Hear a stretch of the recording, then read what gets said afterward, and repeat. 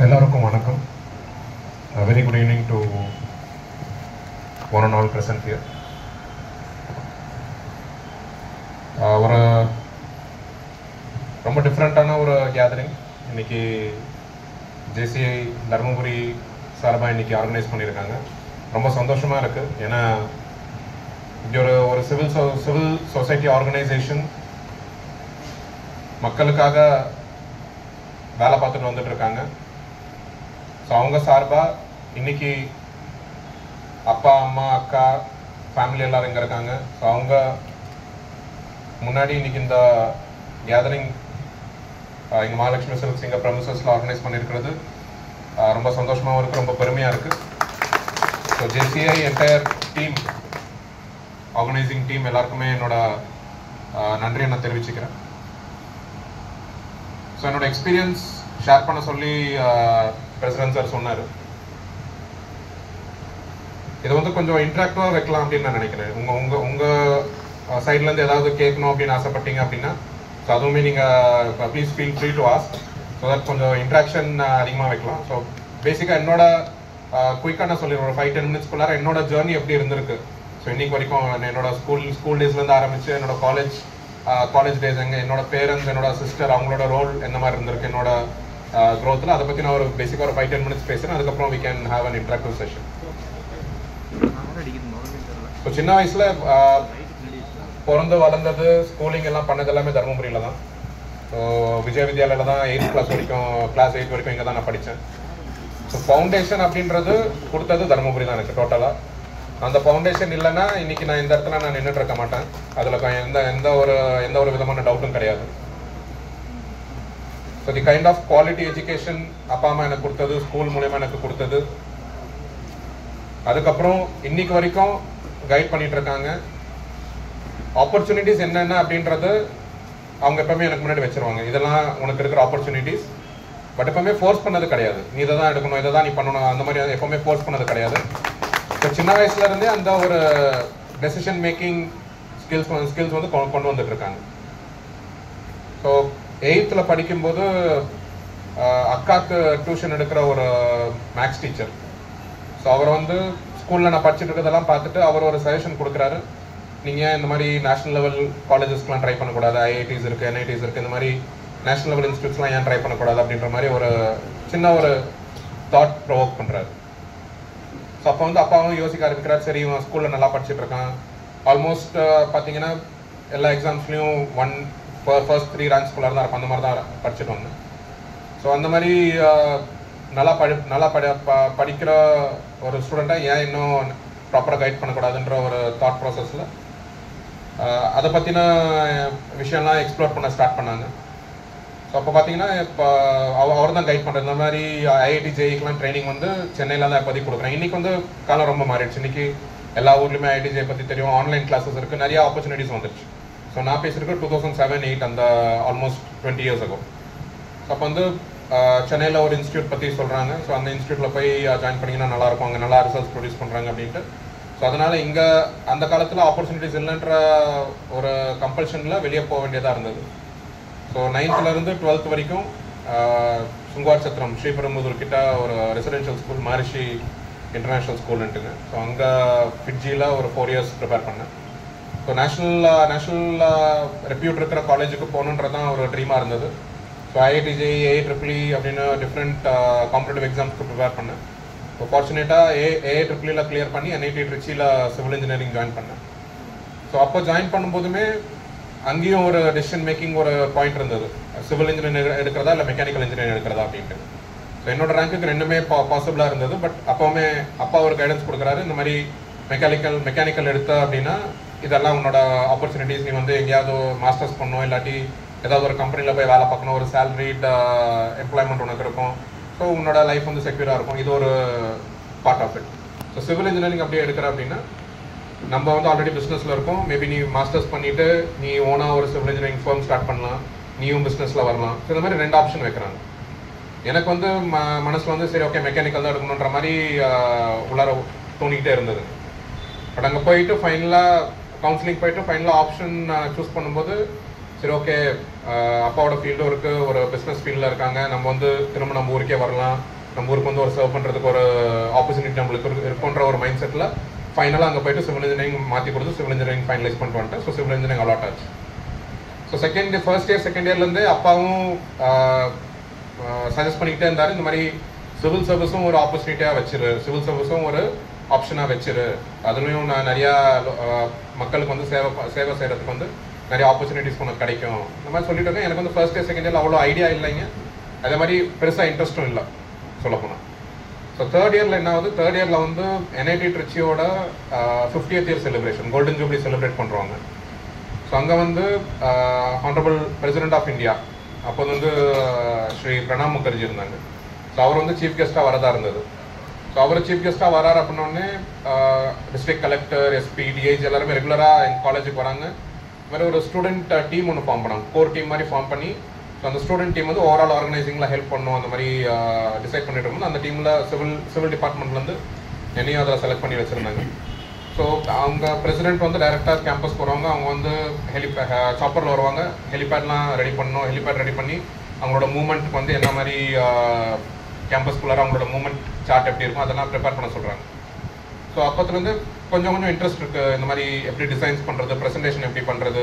So அது எல்லாத்தையும் நான் ஓனாக கற்றுக்கிட்டு ஃபுல்லாக ப்ரெசன்டேஷன் பண்ணி அங்கே இருக்கிற டிஸ்ட்ரிக்ட் கலெக்டருக்கு நான் ப்ரெசென்ட் பண்ணேன். ஸோ அந்த ப்ரெசன்டேஷன்லாம் பார்த்துட்டு ரொம்ப அப்ரிஷியேட் பண்ணாங்க. இந்த மாதிரி எங்கள் ஆஃபீஸில் சொன்னால் கூட இந்த மாதிரிலாம் ப்ரெசன்டேஷன் பண்ணியிருக்க மாட்டாங்க, நீங்கள் நல்லா பண்ணியிருக்கீங்க, ஃபுல்லாக என்டையர் ரூட் சார்ட் போட்டு ஃபுல்லாக ஆர்கனைஸ்டாக பண்ணுறீங்க, நல்லா பண்ணியிருக்கீங்க, ஏதாவது ஃபியூச்சரில் கலெக்டரேட்டில் ஏதாவது ப்ரெசன்டேஷன்னா கூட உங்களை நான் கூப்பிடுவேன், டிஸ்டர்ப் பண்ணுறேன்னு நினைக்காதீங்க அந்த மாதிரி she complimented. Jayashree Muralidharan ma'am இருந்தாங்க அப்போ. ஸோ அந்த காம்ப்ளிமெண்ட்ஸ் இந்த மாதிரி சின்னதாக ஒரு மோட்டிவேஷன் கொடுத்தது வந்து நானும் அப்போ யோசிக்க ஆரம்பித்தேன். சரி நம்மளும் ஏன் ஒரு சிவில் சர்வீஸ் வந்து நம்மளும் ஏன் அதான் ட்ரை பண்ணக்கூடாது. டெஃபினட்டாக டிஃபிகல்ட்டான ஒரு எக்ஸாம் தான், பட் ட்ரை பண்ணி தான் பார்க்கலாம். Maybe one or two times try பண்ணலாம், கிடைக்கல அப்படின்னா நம்ம பேக்கப் ஆப்ஷனாக வேறு ஏதாவது யோசிக்கலாம். அந்த மாதிரி ஒரு தாட் ப்ராசஸ் இருந்தது. ஸோ தேர்ட் இயரில் டிசைட் பண்ணிட்டேன், சரி ஓகே நான் இப்போ வந்து பிளேஸ்மெண்ட்ஸ்க்கு நான் போகிறது கிடையாது, நான் வந்து சிவில் சர்வீஸ் தான் பண்ண போகிறேன் அப்படின்ட்டு தேர்ட் இயரில் டிசைட் பண்ணி பிளேஸ்மெண்ட்லாம் தேர்ட் இயர்லேருந்து உட்கார ஆரம்பிப்பாங்க. நான் பிளேஸ்மெண்ட் ட்ரைவ்லேயே உட்காரல. ஃபைனல் இயர்லையும் அதே மாதிரி காலேஜில் ஒரு காலேஜ் டெக்னிக்கல் ஃபெஸ்டிவல் பிரக்யான் அப்படின்ட்டு அதில் சேர்பர்சனாக செலக்ட் ஆகிருந்தேன். ஸோ அதுவும் நல்ல ஒரு ப்ரிப்பரேட்டரி ஃபேஸாக இருந்தது. எனக்குள்ள இருக்க soft skills, public speaking skills, பீப்புளோட இன்ட்ராக்ட் பண்ணுறது, ஹையர் அத்தாரிட்டிஸ் கூட எப்படி போய் இன்ட்ராக்ட் பண்ணுறது, அந்த மாதிரி விஷயங்கள்லாம் டெவலப் பண்ணுறதுக்கு அதுவும் ஒரு நல்ல ஒரு ஃபவுண்டேஷனாக இருந்தது. ஸோ அது முடிச்சுட்டு ஃபேமிலியில் ஒரு கசினோட ஹஸ்பண்ட் இருக்காங்க, அவங்க ஆல்ரெடி சர்வீஸில் இருக்காங்க. ஸோ அவங்ககிட்ட அப்பப்போ பேசிகிட்டு இருப்பேன், இந்த மாதிரி எங்கே போய் பண்ணலான்னா, இந்த மாதிரி ப்ரிப்ரேஷன்லாம் எப்படி பண்ணலாம் அந்த மாதிரி. அவங்க சஜஸ்ட் பண்ணாங்க, இந்த மாதிரி டெல்லியில் வாஜிராம் அப்படின்னு ஒரு இன்ஸ்டியூட் இருக்குது, அங்கே போய் பண்ணுங்கள், ஃபவுண்டேஷன்லாம் நல்லா கொடுப்பாங்க அப்படின்ட்டு. அது மாதிரி அப்பாட்ட சொல்கிறேன், இந்த மாதிரி டெல்லி போய் படிக்கணுன்னு இருக்கப்பா அப்படின்னு. ஸோ உடனே இப்போ டிக்கெட் போடுப்பா அப்படின்னு சொல்லிட்டு நானும் அப்பாவும் தான் போகிறோம். டெல்லி போயிட்டு போய் பார்த்தா கரோல் பாக்னு ஒரு இடம் டெல்லியில். அங்கே போய் யார் போய் அங்கே பார்த்தாலுமே ஃபர்ஸ்ட் வந்து ரொம்ப ஓவர்வெல்மிங்காக இருக்கும். இங்கே பார்த்தீங்கன்னா லேக்ஸ் ஆஃப் ஆஸ்பிரன்ஸ், நீங்கள் எந்த டைம் போய் இறங்கினாலுமே அந்த ரோடு ஃபுல்லாக ஆஸ்பிரன்ஸ் தான் இருப்பாங்க. சிவில் சர்வீஸ் ப்ரிப்பேர் பண்ணுறதுக்கு ஒரு இண்டஸ்ட்ரி மாதிரிங்க அது. ஸோ நான் வாஜிராமில் வந்து ஜாயின் பண்ணேன் அப்படின்னா அங்கே ஒரு கிளாஸில் வந்து ஒரே கிளாஸ் ரூமில் அட் அ டைம் 700 பேர் உட்காந்துருப்பாங்க. ஸோ அந்த மாதிரி at a time 25 classroom நடந்துட்டு இருக்கும். So that is the kind of competition. அது மாதிரி சிவில் சர்வீஸ் எக்ஸாமோட ஸ்கேல் பார்த்தீங்கன்னா எல்லா வருஷமும் ஒரு 10 லட்சம் பேர் அப்பியர் ஆவாங்க ப்ரிலிமினரி எக்ஸாமில். ஸோ அந்த 10 லட்சம் பேர்ல இருந்து மெயின்ஸ்க்கு வந்து 15,000 பேர் போவாங்க. மெயின்ஸ் எக்ஸாம்லேருந்து 3000 பேர் இன்டர்வியூ போவாங்க. அந்த 3000லேருந்து 1000 பேர் தான் செலக்ட் ஆவாங்க. ஸோ 10 லட்சத்துலேருந்து 1000 பேர் தான் சிவில் சர்வீஸ் கிளியர் பண்ணுவாங்க. அந்த 1000லையும் டாப் 100ல் இருந்தால் தான் நீங்கள் IAS ஆக முடியும். மற்ற சர்வீஸ்னாக IPS, IRS, IFS அப்படின்னு 21 சர்வீஸ் இருக்குது.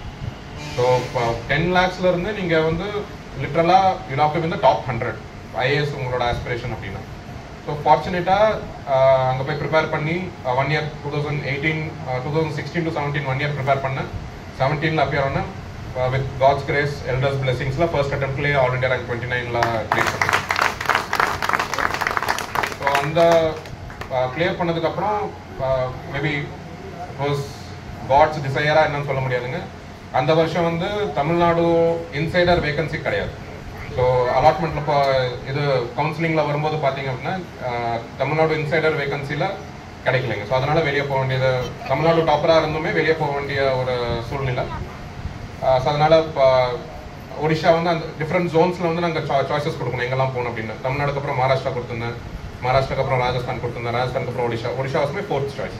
ஸோ ஒடிஷா கிடச்சது. ஸோ ஒடிஷாவில் போயிட்டு ஆல்மோஸ்ட் 4 years கஞ்சாம் அப்படின்ட்டு ஒரு ஊரில் இருந்தேன். ஸோ கஞ்சாம் டிஸ்ட்ரிக்டில் ட்ரைனிங், சப் கலெக்டர், சிடிஓ எல்லாமே கஞ்சாமில் தான் இருந்தேன் நான். ஸோ அதுக்கப்புறம் ஃபர்ஸ்ட் கலெக்டர் போஸ்டிங் கோராப்புட்டில் இப்போ இருக்கேன். ஸோ இந்த என்டையர் ப்ராசஸில் பார்த்தீங்க அப்படின்னா ஒடிஷாவோட அட்மினிஸ்ட்ரேட்டிவ் சிஸ்டம் வந்து இட் கிவ்ஸ் சஃபிஷியன்ட் ஃப்ரீடம். எங்களுக்கு வேலை பார்க்குறதுக்கு வந்து 100% ஃப்ரீடம் இருக்குது. நல்ல ஆஃபீஸர்ஸ்க்கு எதாவது நல்ல ஐடியாஸ் இருக்குது அப்படின்னா கவர்மெண்ட் ஃபுல்லாக சப்போர்ட் பண்ணுவாங்க. ஃபினான்ஷியல் சப்போர்ட் ஆகட்டும், மாரல் சப்போர்ட் ஆகட்டும், எல்லாமே 100% சப்போர்ட் எங்களுக்கு கிடைக்குது. அது மாதிரி பீப்புளுமே ரொம்ப நீடியான பீப்புள் அங்கே இருப்பாங்க. இப்போ நான் இருக்கிற ஊர்லாம் ஒரு 20-30 வருஷத்துக்கு முன்னாடி ரொம்ப இன்ஃபேமஸாக இருந்தது. இன் மெனி சென்ஸ் நான் வந்து அதை கோரிலேட் பண்ண முடியுது தர்மபுரி கூட. இப்போ தர்மபுரி வந்து மேபி 15-20 years முன்னாடி நாங்களாம் ஸ்கூல் படிக்கும்போதும் பின்தங்கிய மாவட்டமாக அதை வந்து பார்த்துட்டு இருந்தாங்க. இப்போ கோராப்புட்டுமே நான் இப்போ இருக்கிற டிஸ்ட்ரிக்ட்மே ஒடிஷா பொறுத்த வரைக்கும் அது ஒரு பின்தங்கிய மாவட்டம். இப்போ government of India aspirational district அப்படின்னு சொல்லுவாங்க. நேஷனல் லெவலில் 100 districts எடுத்து ஆஸ்பிரேஷனல் டிஸ்ட்ரிக்ட் அப்படின்னு, மோஸ்ட் பேக்வர்ட் டிஸ்ட்ரிக்ட்ஸ்லாம் எடுத்து ஆஸ்பிரேஷனல் டிஸ்ட்ரிக்ட் அப்படின்னு நீத்தி ஆயோக் வந்து அதை ரெகுலராக மானிட்டர் பண்ணிட்டு இருக்காங்க. ஸோ அந்த மாதிரி கோராப்புட்டுமே ஒரு ஆஸ்பிரேஷனல் டிஸ்ட்ரிக்ட். அது 20 years முன்னாடிலாம் பார்த்தீங்கன்னா ரொம்ப இன்ஃபேமஸாக இருக்கும். ஸ்டார்வேஷன் டெத்ஸ் இருக்கும், சாப்பிட்றதுக்கு சாப்பாடு கிடைக்காது மக்களுக்கு. ஸோ அந்த மாதிரி ஒரு ரொம்ப டிப்ரிவேஷனில் இருந்த ஒரு district. But over period of time கவர்மெண்ட்மே ரொம்ப நல்லா ஃபோக்கஸ் பண்ணியிருக்காங்க. அங்கே கலாஹண்டின்னு ஒரு இடத்துல வந்து பார்த்தீங்கன்னா சாப்பிட்றதுக்கு சாப்பாடு கிடைக்காம இந்த மாதிரி ஒரு நியூஸ்லாம் வந்திருக்கு. மேபி ரெகுலராக ஃபாலோ பண்ணுறவங்களுக்கு தெரிஞ்சிருக்கும். பசங்களெல்லாம் விற்று அந்த காசை வாங்கி சாப்பாடுலாம் வாங்கியிருக்காங்க. அந்த அளவுக்கு ரொம்ப கஷ்டப்பட்டுட்டு இருந்த ஒரு டிஸ்ட்ரிக்ட் வந்து இன்னைக்கு வந்து இரிகேஷன் ஃபெசிலிட்டிஸ்லாம் டெவலப் பண்ணி அது வந்து ரைஸ் பவுல் ஆஃப் ஒடிஷா மாதிரி டெவலப் பண்ணியிருக்காங்க. அங்கேருந்து ரைஸ் வந்து நாங்கள் மற்ற டிஸ்ட்ரிக்ஸ்க்கு எக்ஸ்போர்ட் பண்ணுறோம். அந்த மாதிரி ஒரு டிரான்ஸ்ஃபர்மேஷனுமே கவர்மெண்ட் வந்து ஃபுல்லாக ஃபோக்கஸ் பண்ணி அந்த ஒரு டிரான்ஸ்ஃபர்மேஷனுமே அங்கே கொண்டு வந்திருக்காங்க. அந்த மாதிரி கோராப்புட்டில் நான் ஜாயின் பண்ணதுக்கப்புறம் நான் ஐடென்டிஃபை பண்ண என்னெல்லாம் இஷ்யூஸ் இருக்குது. நான் அட்லீஸ்ட் ஒரு 2 years இங்கே இருப்பேன். இந்த 2 year டென்யூரில் நான் என்னெல்லாம் பண்ண முடியும் இந்த டிஸ்ட்ரிக்டில். ஸோ அந்த மாதிரி எடுத்துகிட்டு இப்போ நாங்கள் ஒரு 4-5 parameters எடுத்திருக்கோம். அந்த 4-5 parameters எப்படி நம்ம கவர் பண்ணலாம் அப்படின்ற ஒரு மென்டாலிட்டியில் we are working on it. அதே மாதிரி இந்த பிஎம் அவார்ட்ஸ் ப்ரீஃபாக சொல்கிறேன். இந்த பிஎம் அவார்ட்ஸ் ஃபார் எக்ஸலன்ஸ் அப்படின்ட்டு இது எல்லா வருஷமும் சிவில் சர்வீசஸ் டே 21st April வந்து சிவில் சர்வீசஸ் டே. ஸோ சிவில் சர்வீசஸ் டேல இந்த ஒரு அவார்டு வந்து கொடுப்பாங்க. இது வந்து எல்லா ஐஏஎஸ் ஆஃபீஸருக்கும் ஒரு ட்ரீம் அவார்டு மாதிரி. ஸோ எல்லாருமே யாரெல்லாம் கலெக்டராக இருக்காங்களோ அவங்க கண்டிப்பாக இந்த அவார்டுக்கு வந்து ட்ரை பண்ணுவாங்க. இது one of the most prestigious award for any IAS officer. So இந்த வருஷம் வந்து ஹோலிஸ்டிக் டெவலப்மெண்ட் ஆஃப் டிஸ்ட்ரிக்ட்னு ஒரு கேட்டகரி. அதில் வந்துட்டு 11 கவர்மெண்ட் ஆஃப் இந்தியா ஸ்கீம்ஸ் அதெல்லாம் கேள்விப்பட்டிருப்பீங்க. இந்த பிரதான் மந்திரி ஆவாஸ் யோஜனா, அது வந்து ரூரல் ஹவுசிங் ஸ்கீம். இங்கே மேபி தமிழ்நாட்டில் வேறு பேரில் கொடுத்துட்ருப்பாங்க. மக்களுக்கு வந்து வீடு ஃப்ரீயாக கட்டுறதுக்கு காசு கொடுக்குற அந்த ஸ்கீம் இருக்குங்க. அதே மாதிரி பிரதான் மந்திரி சூரியகர் முஃப்த் பிஜிலி யோஜனா அப்படின்னா சோலார் பேனல் இன்ஸ்டாலேஷன், அது ஒரு ஸ்கீம் இருக்குது. இது மாதிரி பிரதான் மந்திரி விஸ்வகர்மா யோஜனா அப்படின்னு இருக்கு. இந்த ட்ரெடிஷ்னல் கிராஃப்ட்ஸ்மென், அவங்க பார்பராக இருக்கட்டும், இல்லை பிளாக் ஸ்மித், கோல்ட் ஸ்மித், அந்த மாதிரி ட்ரெடிஷ்னலாக கிராஃப்ட் ஐட்டம்ஸ் பண்ணுறவங்க அவங்களுக்கான ஒரு ஸ்கீம் இருக்குது. ஸோ அந்த மாதிரி 11 கவர்மெண்ட் ஆஃப் இந்தியா ஸ்கீம்ஸ் இருக்குது. அது வந்து பிரைம் மினிஸ்டரோட ஃப்ளாக்ஷிப் ஸ்கீம்ஸ். ஸோ அந்த ஸ்கீம்ஸில் கோராப்புட்டில் இம்ப்ளிமெண்டேஷன் எப்படி இருக்குன்றதை அசஸ் பண்ணுறதுக்கோசரம் இது வந்து ரொம்ப ஒரு ரிகரஸான ப்ராசஸ். ஃபஸ்ட்டு அப்ளிகேஷன் பார்த்தீங்கன்னா இந்தியாவில் இருக்க எல்லா டிஸ்ட்ரிக்ட்டுமே அப்ளை பண்ணியிருப்பாங்க. அது மாதிரி டிஃப்ரெண்ட் கேட்டகரிஸ் இருக்குது. ஸோ டோட்டல் அப்ளிகேஷன்ஸ் வந்து அரௌண்ட் 1600-1700 அப்ளிகேஷன்ஸ் இருக்குது. ஸோ அதில் வந்து ஃபர்ஸ்ட் ரவுண்டில் வந்து டோட்டலாக ஸ்க்ரீனிங் பண்ணி வெறும் 30 அப்ளிகேஷன் தான் எடுப்பாங்க. செகண்ட் ரவுண்டுக்கு ஃபர்ஸ்ட் ரவுண்டில் ஜஸ்ட் அப்ளிகேஷன் பேஸ் பண்ணி ஸ்க்ரீன் பண்ணுவாங்க. அதில் வந்து 30 அப்ளிகேஷன் போகும். அந்த 30 அப்ளிகேஷனோட கலெக்டர்ஸுமே ஃபர்ஸ்ட் ஒரு ஸ்க்ரீனிங் கமிட்டி இருப்பாங்க. செக்ரட்டரி கவர்மெண்ட் ஆஃப் இந்தியா, அந்த மாதிரி எல்லா டிபார்ட்மெண்ட் வைஸ் செக்ரட்டரிஸ் உட்காந்துருப்பாங்க. அவங்க முன்னாடி நாங்கள் ஒரு ப்ரெசன்டேஷன் கொடுக்கணும். நாங்கள் வந்து டிஸ்ட்ரிக்ட்டில் என்னெல்லாம் இனோவேஷன் பண்ணியிருக்கோம், எங்களோட அச்சீவ்மெண்ட் எந்த மாதிரி இருக்குது இந்த ஸ்கீம்ஸ்லாம் அப்படின்ட்டு. ஸோ அந்த ஸ்க்ரீனிங் ரவுண்டுக்கு அப்புறம் ஒரு கால் சென்டர் ஃபீட்பேக் எடுப்பாங்க. எல்லா ஸ்கீம்ஸுக்குமே பெனிஃபிஷியரி டீட்டெயில்ஸ் வந்து கவர்மெண்ட் ஆஃப் இந்தியா கிட்ட அவங்க வெப் போர்ட்டலில் இருக்கும். ஸோ அவங்க வந்து ஸ்கீம் வைஸ் 2000 பெனிஃபிஷியரி கால் பண்ணி கேட்பாங்க. இந்த மாதிரி உங்கள் டிஸ்ட்ரிக்ட் வந்து இதுக்கு நாமினேட் பண்ணியிருக்காங்க, ஸோ இந்த பெனிஃபிட்ஸ்லாம் உங்களுக்கு வந்திருக்குங்களா, இல்லை இந்த ஸ்கீம் பற்றி உங்களுக்கு தெரியுமா அப்படின்ட்டு கால் சென்டர் வந்து அவங்க டைரெக்டாக மக்கள்கிட்ட வந்து ஃபோன் பண்ணி கேட்பாங்க. அதில் வந்து ஒரு தனி மார்க் எடுப்பாங்க. ஸோ இது ரெண்டுத்தையும் பேஸ் பண்ணி ஒரு 15 டிஸ்ட்ரிக்ட் வந்து நெக்ஸ்ட் ரவுண்ட், அதாவது spot study, prime ministers office இல்லை கவர்மெண்ட் ஆஃப் இந்தியாவிலேருந்து டைரக்டர் லெவல் ஆஃபீஸர்ஸ்லாம் வருவாங்க. அவங்க வந்து ஸ்பாட் ஸ்டடி பண்ணுவாங்க. ஃபீல்டில் வந்து பார்ப்பாங்க ஆக்சுவலாக இம்ப்ளிமெண்டேஷன் எந்த மாதிரி இருக்குது, ஸ்கீம்ஸோட பெனிஃபிட்ஸ்லாம் மக்கள்கிட்ட போய் சேர்ந்துருக்கா இல்லையா, அந்த வெரிஃபிகேஷன் ஒரு டீம் வருவாங்க. அவங்களோட ரிப்போர்ட் பேஸ் பண்ணி 15 வந்து 10 குறையும். ஸோ 10 டீம் வந்து 10 கலெக்டர்ஸ் வந்து cabinet secretary, who's the senior most IAS, cabinet secretary டைரக்டாக பிரசிடென்ட் ஆஃப் இந்தியாவுக்கு ரிப்போர்ட் பண்ணுவாங்க. ஸோ கேபினெட் செக்ரட்டரிக்கு வந்து 10 டிஸ்ட்ரிக்ட் வந்து ப்ரெசன்டேஷன் கொடுப்போம். ஸோ 10 டிஸ்ட்ரிக்டோட ப்ரெசன்டேஷன் எடுத்து அவங்க வந்து பிரைம் மினிஸ்டர்ஸ் ஆஃபீஸ்க்கு வந்து ரெக்கமெண்டேஷன் அனுப்பாங்க. இந்த மாதிரி இந்த 10 டிஸ்ட்ரிக்ட் ப்ரெசன்டேஷன் கொடுத்துருக்காங்க, இதெல்லாம் எங்களோட டேட்டா. இதில் வந்து அவங்க ஒரு ரெக்கமெண்டேஷனாக ஒரு 5 அனுப்புவாங்க. அது வந்து ஹானரபிள் பிரைம் மினிஸ்டர் வந்து அதை அக்செப்ட் பண்ணார் அப்படின்னா அந்த 5 பேர் கொடுப்பாங்க. ஸோ இந்த ரிகரஸ் ப்ராசஸில் கோராப்பூட் டிஸ்ட்ரிக்ட் வந்து ஃபர்ஸ்ட் ஸ்டேஜ் வந்து எல்லாமே கிளியர் பண்ணி டாப் 5ல வந்து அந்த 5 பேரில் தான் கோராப்பூட் வந்தது. அது அந்த அவார்டு தான் ஏப்ரல் 21 ரிசீவ் பண்ணோம். ஸோ எனக்கு வந்து ஒரு கோல்டன் ஆப்பர்ச்சுனிட்டி. அன்னைக்கு அப்பா அம்மா எனக்கு சின்ன வயசுல வந்து பண்ணதுக்கு நிறையா, நான் ஐஏஎஸ் ஆனதாகட்டும், அதுக்கப்புறம் பண்ணியிருக்க அச்சீவ்மெண்ட்ஸ் ஆகட்டும், எல்லாமே என்னால் முடிஞ்சது அவங்களுக்கு ஒரு திருப்பி கொடுத்ததா நான் நினச்சிட்டு இருந்தேன். பட் அன்னைக்கு ஏப்ரல் 21 வந்து அப்பாவோட பர்த்டேவும் கூட. ஸோ அன்னைக்கு வந்து அந்த ஒரு நல்ல opportunity, maybe one of the best birthday gift that I could ever give him, அந்த மாதிரி ஒரு ஆப்பர்ச்சுனிட்டி எனக்கு கிடைச்சது. ஸோ அதுக்குமே கடவுளுக்கு தான் நன்றி சொல்லணும். ஸோ அப்பா அம்மா 2 பேருமே அங்கே கூப்பிட்டு போயிருந்தேன். So they were also very happy to see me receiving the award. So இந்த ஓவரால் ஜேர்னி இன்னைக்கு வரைக்கும் அப்பா அம்மா, ஃபேமிலி, நம்ம ஊர் மக்கள் எல்லாருமே ஃபுல்லாக பயங்கர ஒரு மோட்டிவேஷனல் ஃபோர்ஸாக இருந்திருக்காங்க. ஸோ ஃப்யூச்சர்லையுமே நிறைய பிளான்ஸ் இருக்குது. அங்கே கோராப்பூட் ஆகட்டும், அப்பா கூடயும் ஒரு ரெகுலர் டிஸ்கஸ் பண்ணிட்டு இருக்கோம். இங்கே தருமபுரியில் என்னெல்லாம் புதுசாக பண்ணலாம் அந்த மாதிரியும் அப்பா என்கிட்ட ரெகுலர் டிஸ்கஸ் பண்ணுவார். இப்போ ரீசெண்டாக லாஸ்ட் 2-3 டேஸாக நம்ம ஜேசிஐ நண்பர்கள் கூடயும் நம்ம டிஸ்கஸ் பண்ணிட்டு இருக்கோம். சின்ன சின்ன ஐடியாஸ் என்னால் முடிஞ்சது நான் கொடுத்துட்ருக்கேன். இன்னும் ஆர்கனைஸ்டு வேயாக பண்ணுறதுக்கு நிறையா ஸ்கோப் இருக்குது. ஸோ இதை இன்னைக்கு வரைக்கும் இருக்கிற ஜேர்னி இதுதான். ஸோ ஃப்யூச்சர்லேயும் டெஃபினட்டாக என்னால் முடிஞ்சதை நம்ம ஊருக்கு திரும்ப கொடுக்குறதுக்கு என்னெல்லாம் பண்ண முடியுமோ டெஃபினட்டாக என்னோட சப்போர்ட் அங்கேயும் இருக்கும். அப்பா அம்மா இங்கே இருக்காங்க, உங்கள் எல்லாரோட சப்போர்ட்லேயும் டெஃபினட்டாக ஜேசிஐ தர்மபுரி இன்னும் மேலும் மேலும் வளர என்னோட வாழ்த்துக்கள்.